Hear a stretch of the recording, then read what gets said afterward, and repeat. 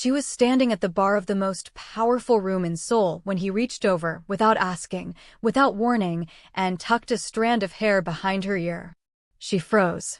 Not because she was afraid. Not because she was flattered. Because in 26 years of life, no man had ever touched her like that.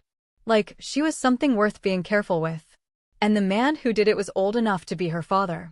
If you have ever felt something you could not explain, something that made no sense on paper, but made every sense in your chest, then stay right here. Because this story is for you.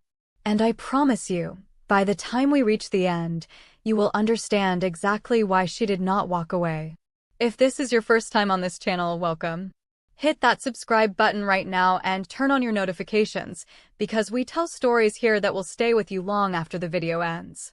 And if you are already part of this family, drop a comment below and tell me, have you ever wanted something you knew you had no business wanting? Let's talk about it. Now, let's get into it.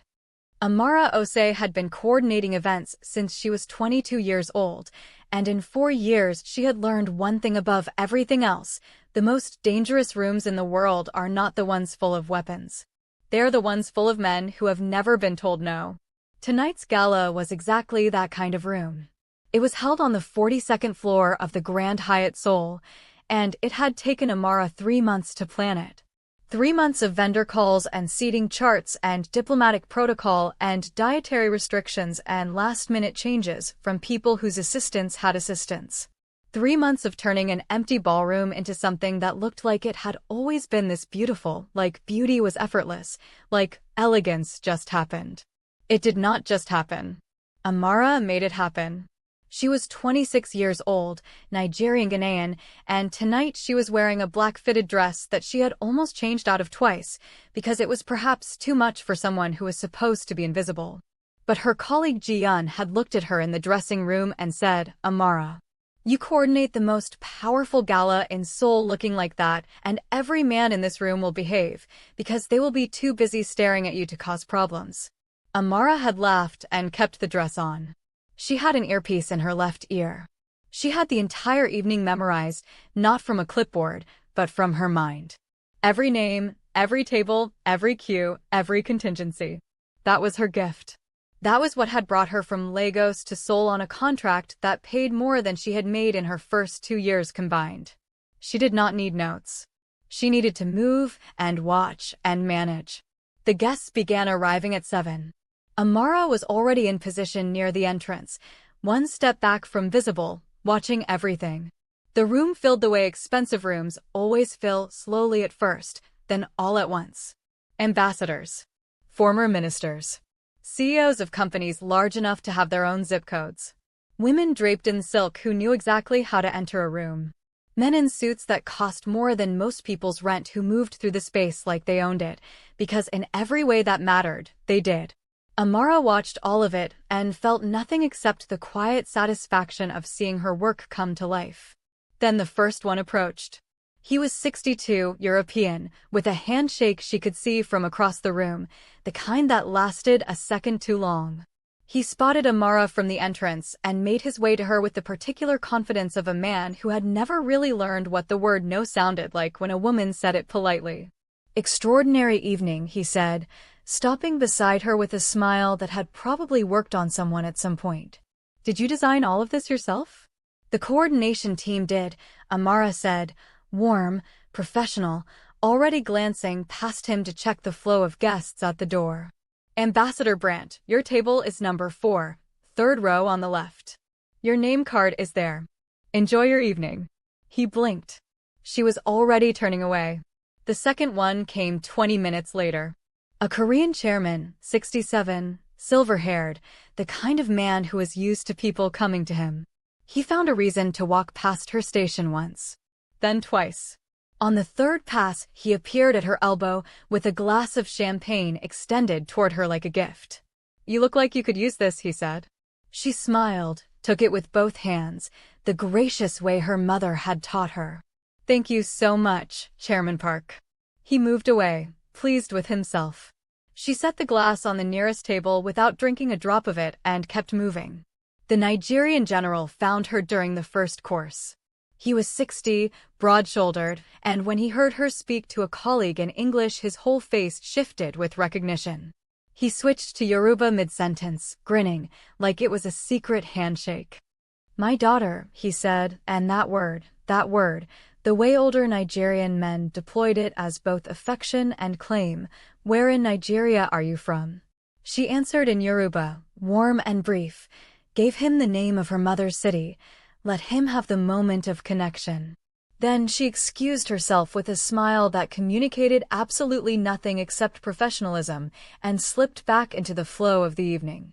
Jiyeon appeared at her shoulder 3 minutes later, eyes wide with amusement. "Amara," she whispered. "Half this room is in love with you right now." Amara did not look up from her tablet. "Half this room needs to find their assigned seats." Jiyeon laughed under her breath and disappeared. Amara exhaled slowly. She was not flattered by any of it. She was not offended either. She understood what was happening the way you understand weather. It simply existed. It was not personal, and you dressed accordingly. There was a certain kind of older man who saw a young woman doing her job with precision and read it as availability. She had learned to move through that misreading without breaking stride. She was here to work. The room would cooperate or it would not. Either way, the gala would run perfectly. She checked the time. 40 minutes in. On schedule. She moved toward the bar to confirm the second round of drink service. That was when she saw him. He was standing alone at the far end of the bar, and he was late. She had noticed his table empty 30 minutes ago and flagged it in her mental checklist. Director Kang Seon-jae. Former deputy minister. Current chairman of the Kang Group, one of the largest private conglomerates in South Korea. 58 years old. Widower. She had read his profile during the planning stages the way she read every VIP profile, clinical, efficient, looking for dietary notes and protocol preferences. Nothing in the profile had prepared her for the actual man. He was tall in the way that had nothing to do with height. Silver hair. A dark suit that asked for no attention and received it anyway. He was not working the room. He was not networking. He was standing at the bar with a glass of something dark and looking at the Seoul skyline through the floor-to-ceiling windows like he had a private conversation going with the city. Amara crossed the room. Professional. Purposeful. She needed to confirm his seating and make sure his aide had communicated the evening's agenda. She stopped beside him at the bar and pulled up his information on her tablet without looking at him. "Director Kang," she said. "Welcome. Your table is 7 front section, left of center. Your aide confirmed the arrangement this afternoon. Is there anything you need before you're seated?" He did not answer immediately. She looked up. He was looking at her. Not the way the others had looked at her tonight, not cataloging, not reaching. Just looking. Like she was a problem he was trying to quietly solve. Like she had walked into the frame of something he was already thinking about and now he needed to adjust. She held his gaze. She was not a woman who looked away first. "No," he said finally. His voice was low. Measured. The kind of voice that did not waste itself. "Thank you." She nodded and looked back at her tablet. She was about to turn away when it happened. He reached over, and it was the quietest gesture, the most unremarkable motion, the kind of thing a person does without deciding to, and tucked a strand of hair behind her ear. She stopped breathing. He pulled his hand back immediately. A flash of something moved across his face, not embarrassment exactly, more like a man surprised by himself. Like his own hand had acted without permission. "It was falling in your face," he said. Low. Almost an explanation. Not quite an apology. Amara stared at him. She had been touched more aggressively tonight. She had been complimented more extravagantly. She had been pursued with more obvious intention. None of it had landed. None of it had even come close. This one quiet, accidental, unbidden gesture had stopped her completely. "Thank you," she said. Her voice came out steady. She was proud of that. He picked up his drink. Looked back at the skyline. "You run this well," he said. Then he walked to his table. Amara stood at the bar for 4 seconds. For full seconds in which she did not move, did not check her tablet, did not think about the seating chart or the drink service or the diplomatic protocol. Then she put her earpiece back in and went back to work. But something had shifted. A small, quiet thing. Like a door that had been closed so long you forgot it was a door, and now it was just barely, almost imperceptibly, open. If this story is already doing something to you, if you are already feeling it, then you know exactly what kind of story this is. Like this video and subscribe if you are staying till the end. I need to know who is with me. Intermission came at 9:15. 45 minutes of soft music and open bar while the award presentations were being prepared backstage. Amara had exactly 10 minutes before she needed to be back in position. She went to the bar. She was not thinking about him when she sat down on the stool at the end and ordered a glass of white wine. She was thinking about the centerpiece on table 12 that had been leaning slightly to the left all evening and whether she should fix it now or after intermission. She was thinking about the keynote speaker's slide change cues. She was thinking about whether Jian had confirmed the car for the guest of honor. She was not thinking about him. He sat down 2 stools away. She felt it before she saw it, that particular quality of stillness that he seemed to carry everywhere, the way the air around him organized itself differently. She did not look over. Neither of them spoke for a moment. The bar hummed around them. Ice in glasses. Murmured conversations in 3 languages. The low orchestral swell from the main hall. Long night, he said. Not a question. Productive night, she said. Correction, not complaint. She felt more than saw him almost smile. What are you drinking? He asked. I already ordered. I know. What is it? She looked at him then.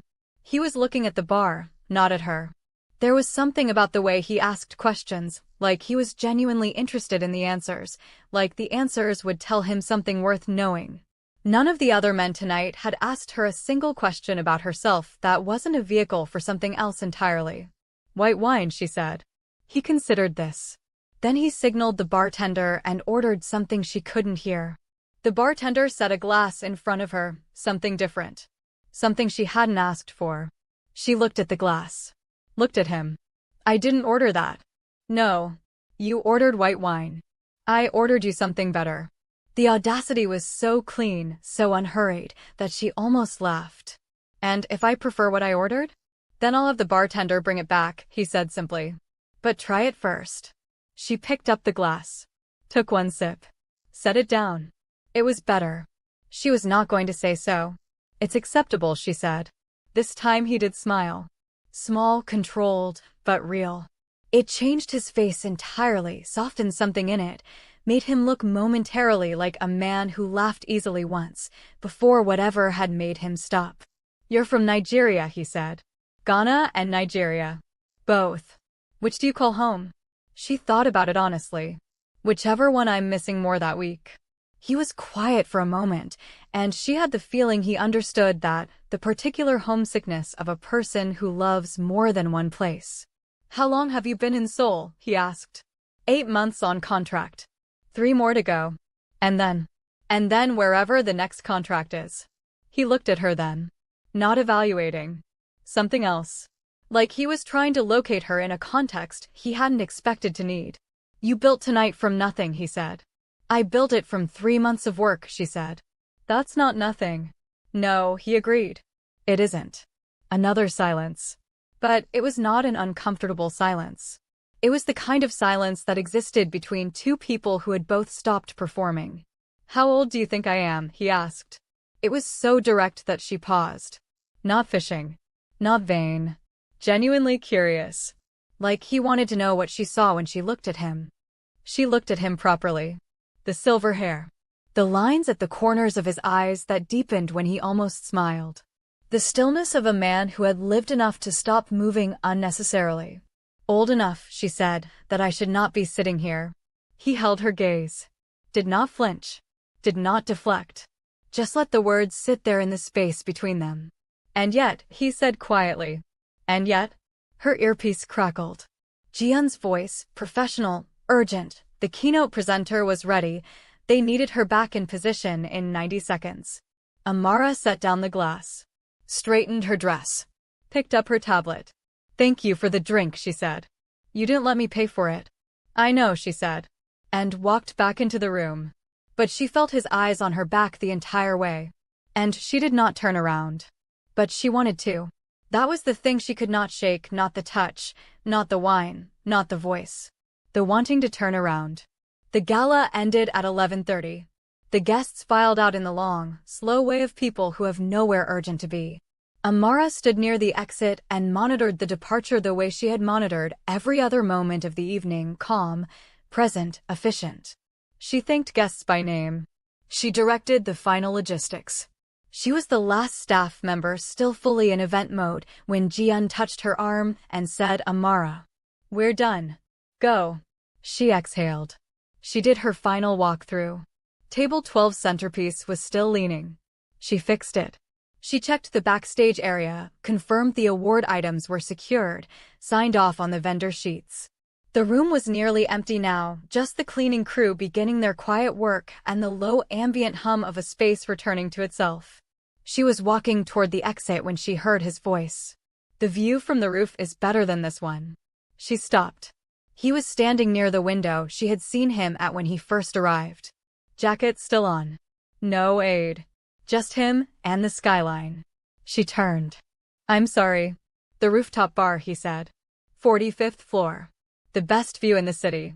I thought, and here he paused, and it was the first pause she had heard from him that wasn't deliberate, that seemed to come from somewhere unplanned.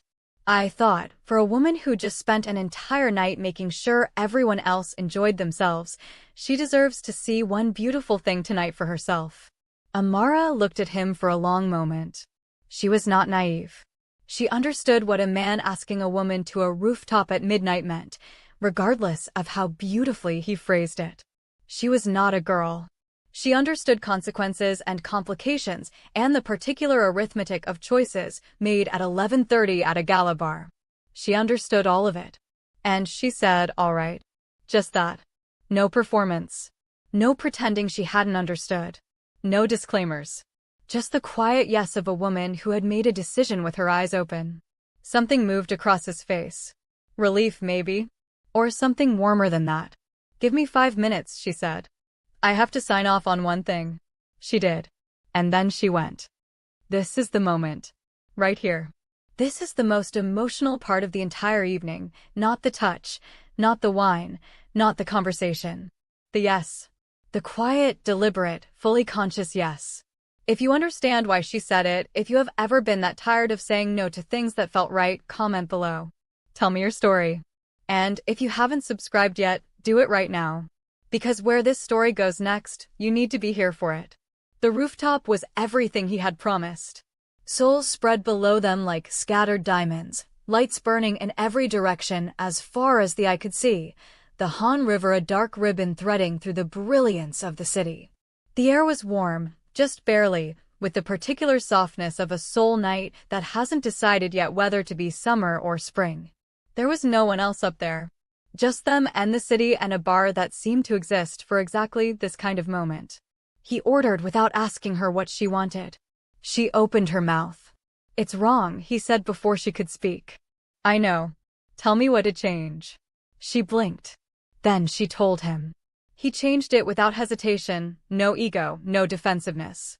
Just correction, accepted and acted on. She found that more attractive than she wanted to admit. They stood at the railing and looked at the city, and for a while neither of them spoke, and it was not awkward. It was the opposite. It was the kind of silence that only exists between people who have stopped needing to fill space with noise. "Tell me something true," he said. She looked at him sideways. "That's a strange thing to ask." "It's the only thing worth asking." She thought about it. "I almost didn't come to Seoul," she said. "The contract scared me. A year alone, a city I'd never been to, a language I didn't speak.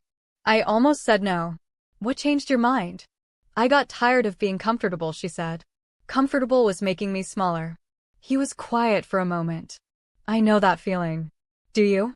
"I stopped being uncomfortable a long time ago," he said. "It felt like safety. Then it started to feel like a cage." She looked at him. "What changed?" "Tonight," he said simply. The word landed between them and did not move. She set down her glass. Turned to face him. He was already looking at her, that direct, quiet, unhurried way he had, like he had all the time in the world and had chosen to spend it on her. "You know this is complicated," she said. I know. You know what people would say. I know that too. And? And I am 58 years old, he said, and I have spent a great deal of my life doing what people would not say something about. He took one step closer. Not rushing. Not taking. Just closing the distance, slowly enough that she could have stopped it. I find I am no longer interested in that. She looked up at him. He raised his hand slowly, giving her every opportunity to step back, and touched her face. His thumb traced her cheekbone. Just that. Just that one point of contact, and she felt it everywhere. You are remarkable, he said quietly. Not a line. Not flattery. The way a person states a fact they've been sitting with for a while. She reached up and put her hand over his where it rested against her face. And then he kissed her. It was not what she expected. She did not know what she had expected. Something tentative, maybe. Something that asked permission too many times. Instead, it was slow and certain and warm, the kiss of a man who had thought about this and made a decision, and was now following through with everything he had. She felt it in her chest. She felt it behind her eyes. She kissed him back, and the city below them went silent, or maybe she just stopped hearing it. When it ended, they stood with their foreheads almost touching and the Seoul night around them, and neither of them said anything because there was nothing to say that would have been adequate. He pulled back just far enough to look at her. She looked back. Stay, he said. One word. No conditions. No promises he wasn't ready to make. Just the honest, simple word. She looked at the city. She looked at him. Okay, she said. And that was that. This is where we pause. We're at the peak of this story, and I need you to do something right now. Like this video. Subscribe to this channel. And drop a comment below. What would you have done? Would you have stayed? Because what happened next changed everything. Don't you dare click away. The morning came in gold. Amara became aware of it slowly, the particular quality of early Seoul light that was different from Lagos light, warmer in its color, but softer in its landing. It came through curtains that were not her curtains, in a room that was not her room, in a bed that was. She shifted, and felt the warmth beside her and the absence of it at the same time. She opened her eyes. The other side of the bed was empty. Still warm. She sat up slowly. Took in the room the way you take in a room you have only ever seen in the dark, the details that were invisible then, visible now. High ceilings. A window that ran almost the entire length of the wall. The Han River visible in the distance, morning light turning it bronze. The suite was quiet in the way that expensive spaces are quiet, a chosen quiet, not an empty one. Then she saw the bedside table. A silver chain, slender and delicate, coiled in a small careful circle. A single red rose beside it, stem cut short, petals still perfect. And beneath both of them, a note. Folded once. She reached for the note first. She unfolded it. Read it. And the careful composure she had worn all night, professional, measured, self-contained, cracked. Not dramatically. No tears. Just a softening around the edges of her face, a warmth that moved into her eyes, and then slowly, helplessly, unstoppably, a smile. The kind of smile a woman smiles when she is alone and does not need to manage it. She was still holding the note when she heard movement from the balcony. He stepped inside. Already dressed, not in the gala suit but something simpler, dark easy. He was holding 2 cups of coffee.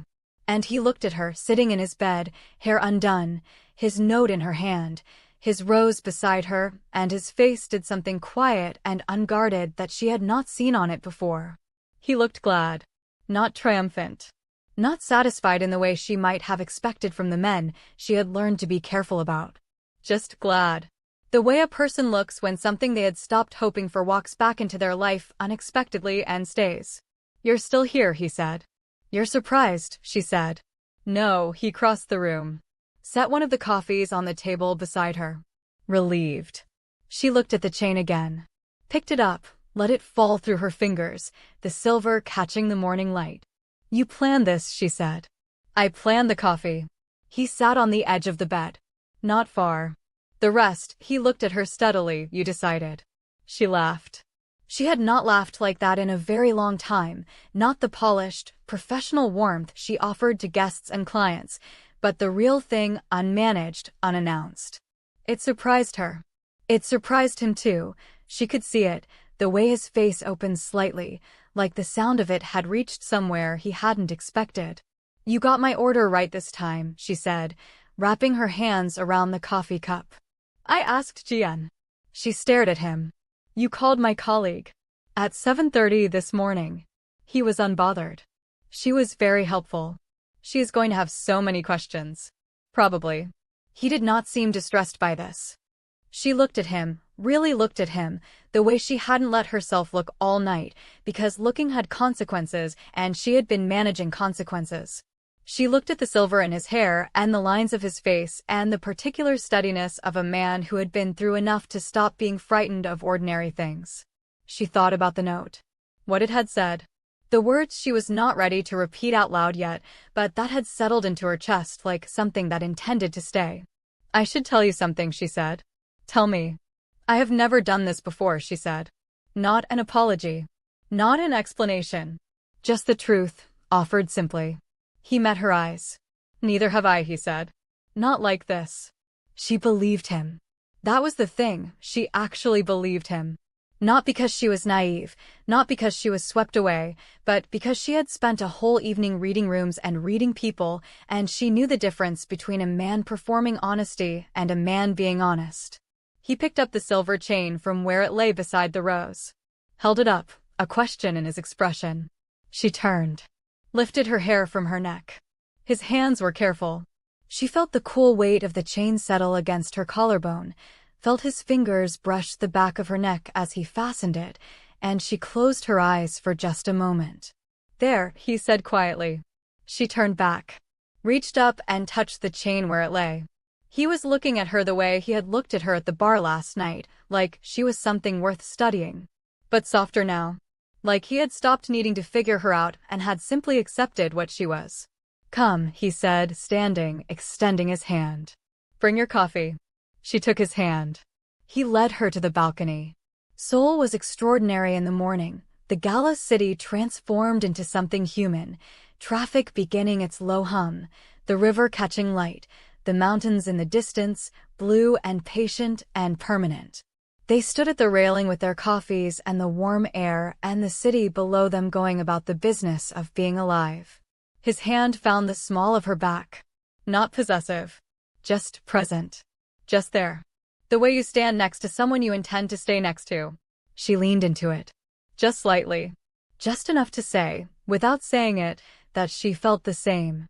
And she thought, standing there in the Seoul morning with silver at her throat and coffee in her hands, and a man beside her who had touched her hair like she was something worth being careful with, she thought about the girl she had been 12 hours ago.